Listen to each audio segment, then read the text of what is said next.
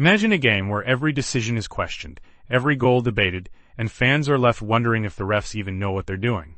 That's the World Cup now, thanks to VAR. It was supposed to reduce errors, but instead it's turned matches into endless debates. The beauty of football is gone, replaced by arguments over milliseconds on a screen.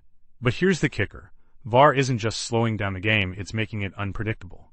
Remember that match where a goal was given after a review, then overturned minutes later? Or when a clear red card was waved off because of some inconclusive evidence on the screen? Consistency is key in football, but VAR seems to throw that out the window. Football was always about fluidity, the rhythm of a game unfolding in real time. But now, it's a stop-and-start nightmare.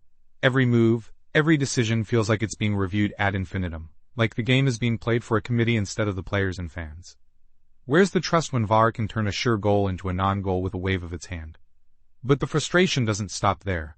Look back at some of the most infamous VAR blunders in FIFA history, moments where the system left fans and players alike scratching their heads. A goal given, then overturned minutes later. A clear red card waved off because of inconclusive evidence. These aren't just mistakes, they're What if we could reimagine refereeing without the pitfalls of VAR? Imagine a system that respects the flow of the game, where decisions are made swiftly and confidently, preserving the trust between players, fans, and officials. The future doesn't have to be a repeat of the past. It's time for innovation, transparency, and a return to the essence of football, fluidity and fairness. So what do you think? Has VAR turned the World Cup into a circus of second-guessing, or is it just an unavoidable part of modern football? Drop your thoughts below, and if you agree that the beauty of the game is being lost, don't forget to like and subscribe for more hot takes.